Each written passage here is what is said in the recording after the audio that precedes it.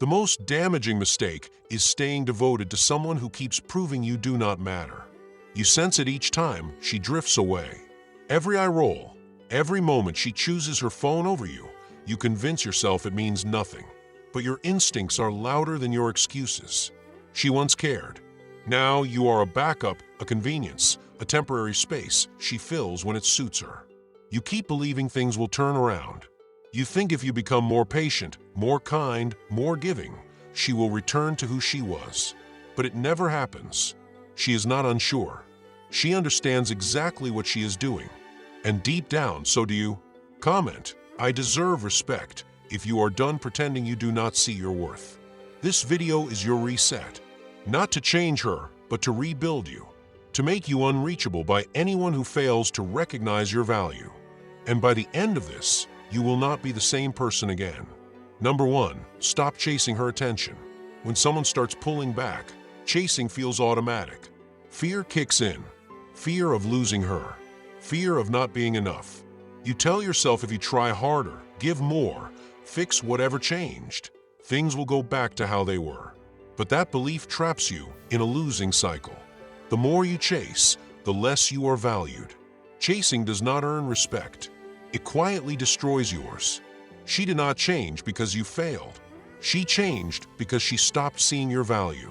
Maybe you made her the center of your world. Maybe you gave loyalty without balance. You became her priority while she made you an option. And the more you showed up, the more she stepped back. Not because she needed space, but because she knew you would stay. When you keep texting first, replying instantly, rearranging your life while she cancels last minute, you teach her one thing: that you will tolerate anything. And once someone believes you are always available, effort disappears. We protect what we fear losing. No one fears losing what never leaves. So if you are wondering why she stopped calling, why your feelings no longer move her, it is because you gave her power without asking for equal energy. Every cold reply you accepted, every distance you ignored, reinforced that dynamic. This is not bitterness. It is clarity. You cannot be respected by someone you allow to walk over you emotionally. The shift begins when you stop trying to win her back and start questioning why you handed her control over your worth. Pull back. Not to play games, but because anyone who does not meet you halfway does not deserve access to you. Pause your energy. Watch what happens when you stop feeding the pattern. Either she shows real effort or she disappears. Both outcomes return your peace. And if you are asking how to stop chasing, the answer is honesty. Stop falling in love with her potential. Stop clinging to who she used to be. The pain lives in the gap between fantasy and reality. Close that gap and the chase ends. Because you realize the only person worth pursuing is the one you abandoned. You. When you redirect your focus to your goals, your health, your purpose, something changes. You become grounded, harder to shake, less reactive. Whether she comes back or not stops mattering. Not out of pride, but because self-respect replaces need. This is Stoic clarity. Not reacting, observing, not begging for value, but walking in it. The one who chases loses power. The one who steps back with clarity creates real respect or exposes the illusion. Either way, you win. And that win starts the moment you stop chasing anyone who treats your presence like it is disposable. Number 2, let her feel your absence. One of the biggest illusions people fall for is believing that presence creates love. That the more available you are, the more consistent you show up, the more you give, the more you will be valued. But when your presence is offered to someone who does not respect it or return it, it loses meaning. Consistency turns into entitlement. Your effort becomes expected, not appreciated. People only reflect when something is removed, when comfort disappears, when access is no longer guaranteed. This is especially true with someone who feels entitled to your time, your replies, your emotional labor, without investing anything back.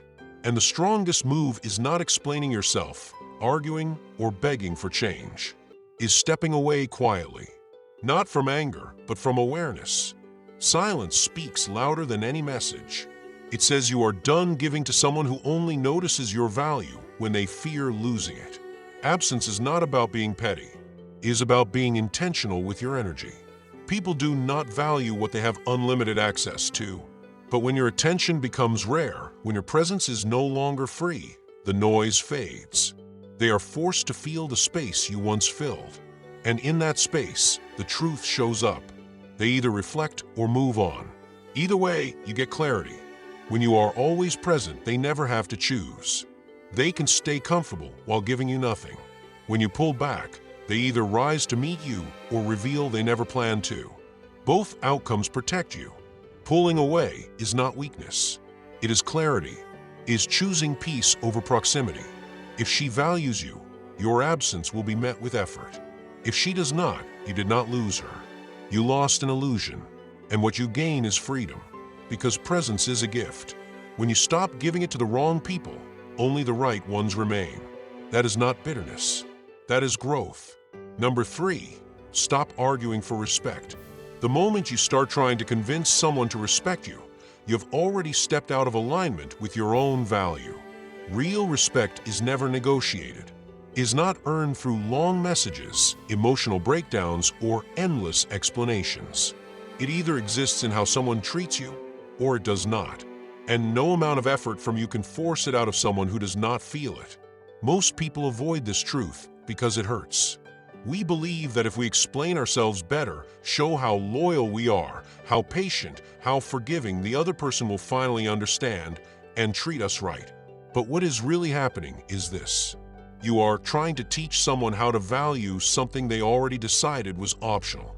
And the more you explain your feelings, justify your pain, or defend your boundaries, the more ground you lose.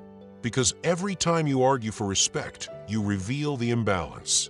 You show that you care more, that you need their validation to feel steady.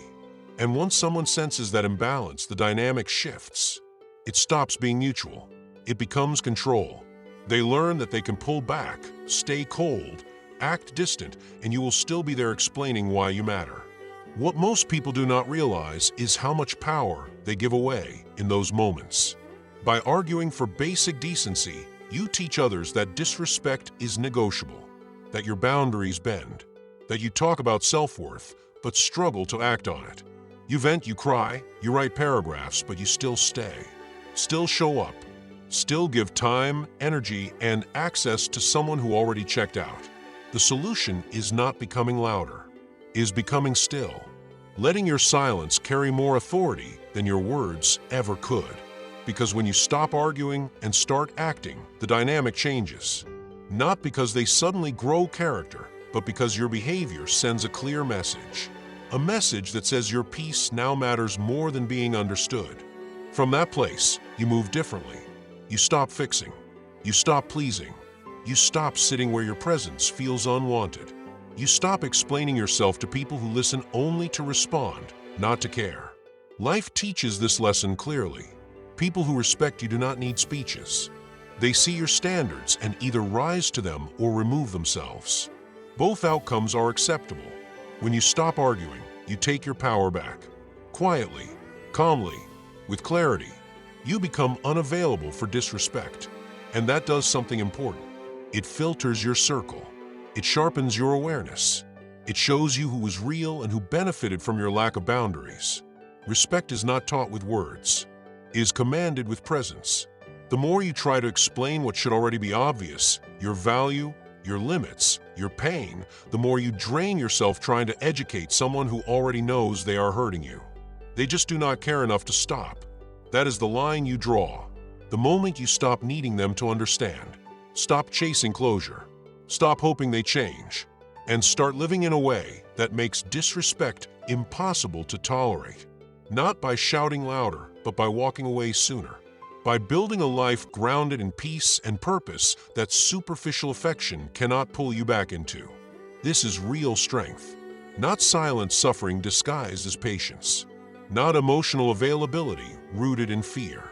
But calm detachment built on self-respect. When you stop arguing, your energy shifts. Your time is no longer spent proving your worth. It is invested in building a life where only those who never needed reminders get access. So if you find yourself constantly defending your feelings, explaining your hurt, try and make someone see you. Pause. Ask yourself why you are working this hard for something that should be natural. And if the answer is fear, fear of loss, fear of loneliness, fear of starting over, that is where healing begins. No one is worth losing your peace over. And once you truly understand that, you do not go back. You do not raise your voice. You raise your standards. You do not send more messages. You close the conversation. You do not ask why they changed. You accept that they did. Life is too short to keep explaining yourself to people who do not listen. And your value is too high to be debated. So stop arguing for respect. Walk like it already belongs to you. Number 4, stay emotionally cool. There comes a moment when you realize not everything deserves your reaction. Every time you raise your voice, send that long message, or break down explaining your pain, you give something away. The people who trigger you already know what they are doing. And if a glance, a tone, or silence can shake your emotions, then they know they have control. Whoever controls your emotions controls your thoughts, your actions, and what you tolerate. So even when you feel justified, reacting puts you in a position where they pull the strings and you respond on cue. You may call it honesty, openness, or passion, but what it really shows is that your inner peace depends on how someone treats you. That is a fragile place to live. It makes you vulnerable to mood shifts, ignored messages, and changing energy. Your peace becomes something borrowed instead of owned. Staying emotionally cool is not about being cold or emotionless. It is about creating distance between what happens and how you respond, so no one gets access to your power. When someone disrespects you, the reaction they expect is the one you must refuse. Nothing unsettles people more than someone who should react, but does not. Not because they are weak, but because they are grounded. That calm is rare. It speaks without words. Responding to drama with silence, to provocation with steadiness, to manipulation with peace shows control. It proves that not every strike deserves a response. Some moments are designed to pull you out of your frame. When you refuse, you rise. And those who try to drag you into chaos realize they cannot move someone who will not take the bait. Emotional coolness gives you clarity and control. You stop acting on impulse and start moving with intention. Peace stops being something you hope for and becomes something you protect. This applies everywhere. When she ignores you, tests you, or acts distant, your job is not to react or explain. It is to observe, decide, and move forward. Most people never gain this control because they never sit with discomfort long enough to see that reaction is optional. Once you do, you become unshakable. Not because the tests stop, but because you stop giving them power. That is real strength. Not in how loud you get, but in how calm you remain. Number 5, keep control of your life. If your emotional state depends on how she treats you, whether she replies, compliments you, or makes time, then you have already handed over control of your inner balance. You are no longer led by your purpose or direction. You are led by her reactions. And once she becomes the emotional center of your life, she becomes your judge, your anchor, your measure of success and failure. That is not love. That is dependence disguised as connection. The more you revolve around someone who is not grounded themselves, the more you drift from your own center. You wake up feeling drained, unfocused, disconnected. Not because you are broken, but because you are building your days around someone who is not building anything with you. When your happiness depends on texts, calls, or validation, your identity becomes temporary. And when that attention disappears, so does your sense of self. The solution is returning your life to what lasts. Your goals, your discipline, your health, your values, your progress. When you do that, approval loses its grip because you are busy creating a life you respect. That is not selfish. It is survival. If you do not fill your own cup, you will always reach for someone else's. And when they stop giving, you are left empty. As you start keeping promises to yourself, stacking small wins, waking up with intention, training your body, sharpening your skills, staying consistent, something shifts. You feel strong in a way no relationship can provide. From that strength comes detachment. Not coldness, but clarity. Disrespect becomes easy to reject because your life is already full. Now, when someone enters your life, They are not your focus. They are an addition. If they add value, they stay. If they do not, they go. No fear, no hesitation, because you are no longer operating from the fear of losing someone, but from confidence in who you are without them. And people feel that. Some rise to your standards. Others fade away. They cannot survive where self-respect is non-negotiable. And that is exactly how it should be. Number 6, let her go if it becomes necessary. The hardest lesson you will ever learn is this. Sometimes the person you wanted the most is the very person you must release completely. Not because you failed to love deeply. Not because you did not wait, forgive, stay loyal, or fight through confusion. But because her presence is no longer healthy, and keeping her in your life now costs more than losing her ever would. Letting go is not hatred. It is not revenge. It is not about winning or proving anything. It is about protecting your soul. Because when every interaction leaves you doubting yourself, walking carefully, explaining basic needs, or feeling like the only one trying, that is not love.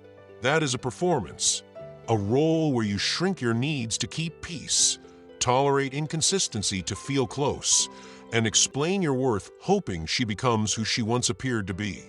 But that version of her was either temporary or conditional. And now you are stuck between who she used to be and who she is now, hoping the past returns instead of facing the truth that the future may never change. That hope is what breaks people. We think letting go means losing everything. But holding on is what drains you, delays your growth, and slowly disconnects you from yourself. That is why the strongest move is walking away without closure, without validation, without needing her to understand. Maybe she never will. Maybe she does not care. Maybe she already let go emotionally. And every extra day you stay hoping for change is another day you deny yourself healing. Yes, it will hurt. Yes, it will feel like failure. Yes, you will miss her. But that pain is not a signal to return. It is proof you are breaking free from something unhealthy. With time, you will see that the peace you gain outweighs the comfort you lost. From there, you rebuild slowly, with boundaries, with discipline, with choices that protect your energy. Each time you choose not to reply, not to chase, not to fold, not to doubt yourself, you grow stronger. One day you will look back and realize losing her was not the tragedy. Staying would have been. Letting go is not walking away from someone else, is walking back to yourself. And when you do, pain turns into purpose. Lessons become strength. Life moves forward again with people who see you clearly, treat you well, and never make you beg for basic respect. If you have made it this far, you already know the truth. You were taught to tolerate disrespect, chase validation, and shrink yourself to keep someone who stopped valuing you. Reclaiming your power changes that. A man who knows his worth cannot be controlled. Letting her go did not break you. It freed you. If you are ready to claim that clarity, go to the comments and type, "I choose my peace." And if this message woke something up inside you, like the video, subscribe, and help get this truth in front of more men. For they lose another year chasing people who never respected them.